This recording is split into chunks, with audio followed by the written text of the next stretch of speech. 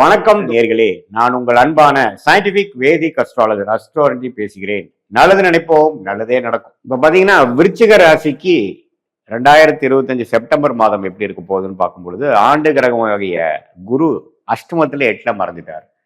சனி 5ல் இருக்கார்.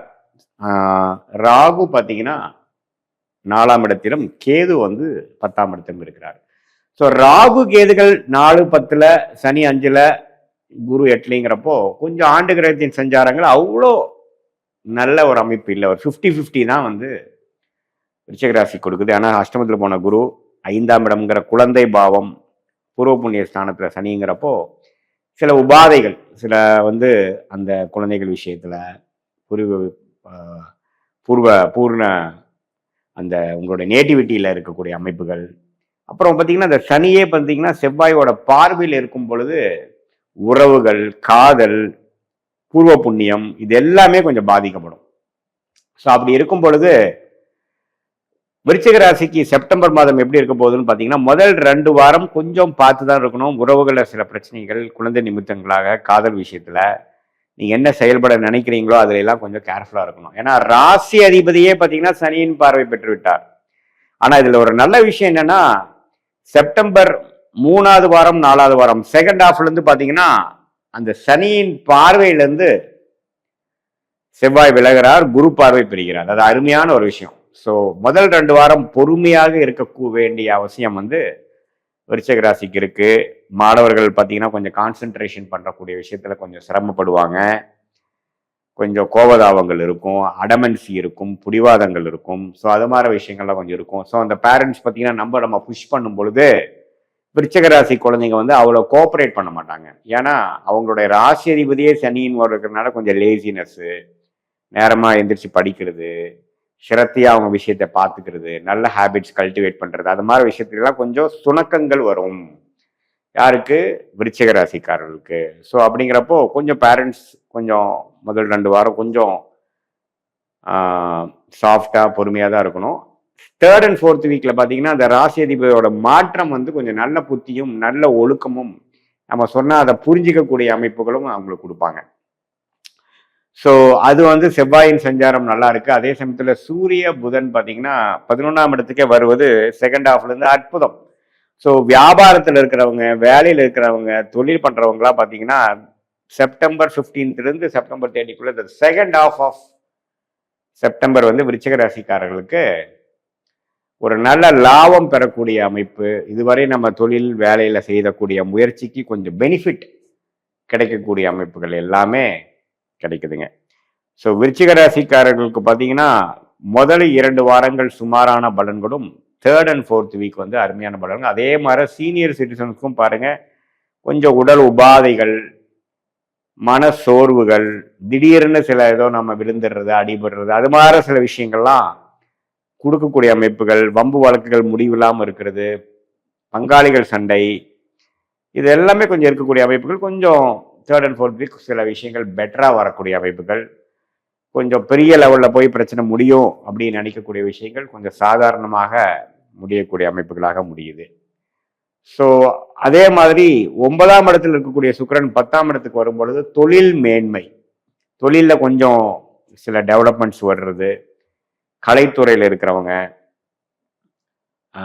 டெக்ஸ்டைல் லைனில் இருக்கிறவங்க, மீடியா துறை, சினிமா லைன், பியூட்டி, ஃபேஷன் அது மாதிரி ரிலேட்டடாக இருக்கிறவங்களுக்குலாம் நல்ல மேன்மை கொடுக்கக்கூடிய அமைப்புகள், கொஞ்சம் க்ரோத்து, கொஞ்சம் ரெகக்னிஷன், பிராண்ட் வேல்யூ, அது மாதிரி விஷயங்கள்லாம் கிடைக்கக்கூடிய அமைப்புகள் கட்டாயம் இந்த 3rd and 4th வீக் கண்டிப்பாக உண்டு.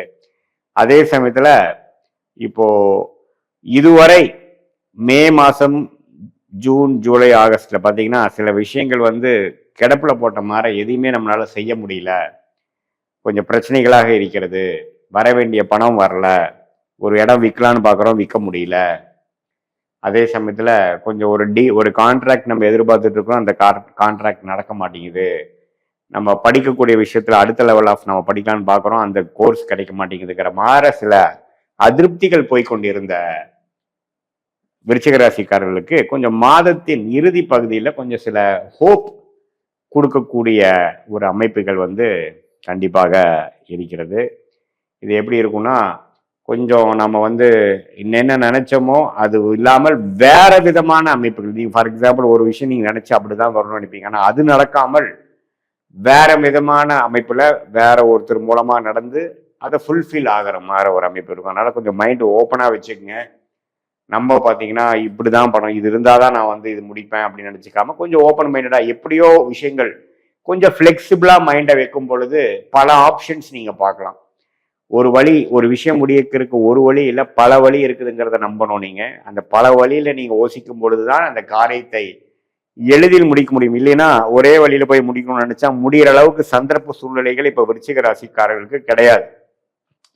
ஸோ அப்படி இருக்கும் பொழுது நீங்க வந்து கொஞ்சம் பொறுமையாக இருந்து கொஞ்சம் ஓப்பன் மைண்டடா இருந்து எல்லா ஆப்பர்ச்சுனிட்டிஸும் எல்லா விஷயங்களும் எல்லா ஆப்ஷன்ஸும் நீங்க பார்க்கக்கூடிய அமைப்பு கண்டிப்பா தேவைப்படுகிறது.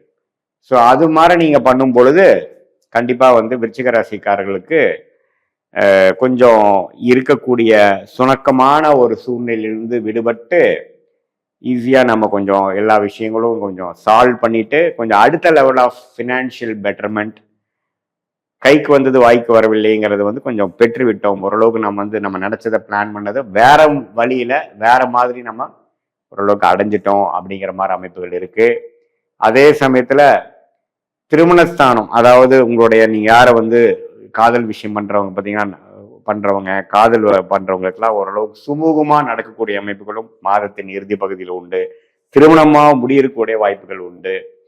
அதே சமயத்துல ஓரளவுக்கு நம்ம டெக்னிக்கல் ஐடி சாஃப்ட்வேர் துறையில் இருக்கிறோம், நமக்கு வேணுங்கிற ப்ராஜெக்ட் இல்லாம நம்ம பெஞ்சில் இருக்கோம், நம்ம வந்து கொஞ்சம் கரெக்டான ப்ராஜெக்ட் கிடைக்கலைங்கிறவங்களுக்கு ஒரு நல்ல ஒரு அமைப்பு கிடைக்கக்கூடிய அமைப்புகள் இருக்கு. அதே சமயத்துல real estate, catering, medical, pharmacy அது மாதிரி லைன்ல இருக்கும், இன்சூரன்ஸ் செக்டார் அது மாதிரி லைன் இருக்கிறவங்களுக்கு அற்புதமான பலன்கள் கிடைக்கக்கூடிய அமைப்பு வந்து விருச்சிக ராசிக்காரர்களுக்கு உண்டு. ஸோ மாதத்தின் செகண்ட் ஹாஃப் பார்த்தீங்கன்னா குருவின் பார்வையை செவ்வாய்க்கு வரும் பொழுது நீங்க நினைத்த விஷயங்கள் நடக்கக்கூடிய ஒரு அற்புதமான ஒரு பொற்காலமாக இருக்கிறது. வெளிநாடு போகணும்னு நினைக்கிறவங்களுக்கு வெளிநாடு போகக்கூடிய அமைப்புகள், வெளி மாநிலம் டிராவல் திடீர்னு கொடுக்கும். ஸோ எப்போ இருந்தாலும் கிளம்புறக்கோ போறதுக்கு ரெடியா இருங்க. இம்போர்ட் எக்ஸ்போர்ட் தொழில் அது மாதிரி விஷயங்கள்லாம் பண்ணிட்டு இருக்கிறவங்களுக்கு பார்த்தீங்கன்னா திடீர்னு ஒரு கான்டாக்ட் கிளிக் ஆகி பண்ண முடியும். ஆனால் நீங்கள் வந்து அந்த எல்சி அது மாதிரி முறையில் வந்து கேரண்டீட் மணி வச்சு தான் நீங்கள் பண்ணணும். நம்ம ஒரு டேர்ன் ஓவர் ஆகுது, ஒரு புது வாய்ப்பு வருதுன்ட்டு அவசரப்பட்டு நீங்கள் பேக்ரவுண்ட் செக் பண்ணாமல் நீங்கள் வந்து அவங்களுடைய சரக்கு நீங்கள் அனுப்புகிறப்போ பேமெண்ட்டில் வந்து கொஞ்சம் பிரச்சனையாகக்கூடிய அமைப்பு இருக்குது. ஏன்னா விருச்சிக ராசிக்கு குரு வந்து 8 இருக்காருங்கிறது மறந்துடக்கூடாது. அதே சமயத்தில் சனி 5 இருக்கார், ராகு கேதுகள் 4, 10 இருக்காங்க. அப்படிங்கிறப்போ தொழிலில் வந்து கொஞ்சம் கலக்கங்கள் கொடுக்கும். கொஞ்சம் கேர்ஃபுல்லா பிளான் பண்ணி ஏதோ ஒன்று டெஸ்பரேட்டா இருக்கிறீங்கிறதுக்காக ஏதோ ஒன்று பண்ணணுங்கிறதுக்காக போய் ஒரு புது சிக்கல்ல போய் மாட்டிக்காம ஓரளவுக்கு பொறுமையா இருந்து செய்யும் பொழுது ஒரு நல்ல விஷயங்கள், அதாவது நம்ம கொஞ்சம் லேட்டானாலும் ஓரளவுக்கு முடிந்து விட்டது அப்படிங்கிற மாதிரி அமைப்புகள் வந்து லேட்டர் இந்த மந்த் என்று சொல்லப்படுகிற அந்த செப்டம்பர் மாதம் 15க்கு அப்புறம் வரக்கூடிய 15ஆம் தேதிக்கு அப்புறம் வரக்கூடியதில் கொஞ்சம் ஹோப்பும் சில விஷயங்கள் பாசிட்டிவா நடந்து வர வேண்டிய விஷயங்கள் கொஞ்சம் சிறப்பாக நடந்து மாணவர்களாக இருந்தாலும் சரி, இளைய வயதினர்களாக இருந்தாலும் சரி, இல்லத்தரசிகளாக இருந்தாலும் சரி, கொஞ்சம் சுமூகமான ஒரு சூழ்நிலையும் நம்ம என்ன ஒரு உறவுகளை எதிர்பார்த்துட்டு இருந்தோமோ, எந்த டிஸ்டர்பன்ஸ் நமக்கு பிரச்சனை பண்ணிட்டு இருந்ததோ அது கொஞ்சம் சற்று விலகி ஓரளவுக்கு நல்ல தன்மையை கொடுக்கக்கூடிய அமைப்பு கட்டாயம் செப்டம்பர் 2025 குறிப்பாக சொல்லணும்னா செகண்ட் அண்ட் தேர்ட் வீக் அப்புறம், அதாவது கடைசி ஆஃப் என்று சொல்லப்படுகிற செகண்ட் ஆஃப் என்று சொல்லப்படுகிற third and fourth week of September வந்து நல்ல விதத்தில் இருக்குன்னு நீங்க தெரிஞ்சுக்கணும். விருச்சிக ராசிக்காரங்க 2025 மாதம் இதுவரை பார்த்தது வந்து ஒரு பொதுவான பலன்களை தவிர உங்களுடைய ஜென்ம ஜாதகத்துல எந்த தசாபுக்திகள் போய் கொண்டிருக்கிறது, எந்த லக்னத்துல பிறந்தீங்க, அந்த லக்னாதிபதி எப்படி இருக்குது, திக்பலம் எப்படி இருக்குது, ஸ்தானபலம் எப்படி இருக்கு, திருக்பலம் எப்படி இருக்கு, அந்த லக்னத்துக்கு ஏற்றவாறு ஒரு சாதகமான தசாபுக்திகள் போய் கொண்டிருக்கிறதா அல்லது வரக்கூடாத தசாபுக்திகள் போய் கொண்டிருக்கிறதா, புக்திநாதன் எப்படி இருக்கிறார், புக்திநாதனுக்கும் தசநாதனுக்குள்ள தொடர்பு என்ன, 6-8 காம்பினேஷன் இருக்கா அல்லது கேந்திரத்துல இருக்கா, தசநாதனும் புக்திநாதனும் கேந்திரத்துல இருக்கா, அது தசநாதனுக்கு 12ஆம் இடத்துல புக்திநாதன் இருக்காரா, இதெல்லாம் வைத்துதான் துல்லியமான பலன்கள் வந்து நாம் இப்ப பேசின அந்த கோச்சார் அமைப்பு, குரு பயிற்சி, சனி பயிற்சி, ராகு பயிற்சி, அப்புறம் மாத கிரகத்தின் பயிற்சி, செப்டம்பர் மாத பலன் பார்த்தோம் இல்லைங்களா? அந்த பயிற்சி பலனையும் இப்ப நாம பார்க்கக்கூடிய அந்த துல்லியமான தசாபுக்திகளும் உங்களுடைய பிறந்த தேதி, பிறந்த நேரம், பிறந்த ஊரை வைத்து நம்ம சேர்த்து வைத்து பார்க்கும் பொழுது இன்னுமே நெக்ஸ்ட் வரக்கூடிய காலகட்டம், அடுத்து வரக்கூடிய ஷார்ட் டேர்ம் 3 மாதம் 6 மாதம் எப்படி இருக்க போகிறது, அடுத்து வரக்கூடிய 2 வருடம் 4 வருடம் 6 வருடம் எப்படி இருக்க போகிறது, அடுத்து வரக்கூடிய தசாபுக்திகள் எப்படி இருக்கு, இப்போ கேட்கக்கூடிய கேள்விக்கு என்ன பதில் கொடுக்குது, சாதகமான ரிசல்ட்ஸ் எதிர்பார்க்கலாமா, அல்லது கொஞ்சம் டிலே இன் அவுட்கம் எதிர்பார்க்கலாமா, அல்லது உடனே நல்ல விஷயங்கள் நடக்கக்கூடியதாக இருக்குதுங்கிறது எதிர்பார்க்கலாமாங்கிறது உங்களுடைய ஜென்ம ஜாதகத்தை துல்லியமாக ஆராய்ந்து இப்ப நம்ம பேசின அந்த பெயர்ச்சி பலனையும் கோச்சார பலனையும் சேர்த்து வைத்து பார்க்கும் பொழுது துல்லியமான பலன்களை எடுத்து அது மூலமாக நீங்க வாழ்க்கை முடிவுகளை எடுத்து இந்த சயின்டிபிக் வேதிக் அஸ்ட்ராலஜி முறை மூலமாக நல்ல ஒரு பலனை நீங்கள் அனுபவித்து வெற்றி பெற முடியும் என்று இந்த வீடியோவில் கேட்டுக்கொள்கிறேன். மீண்டும் மற்றொரு காணொலியில் சந்திப்போம். நன்றி, வணக்கம்.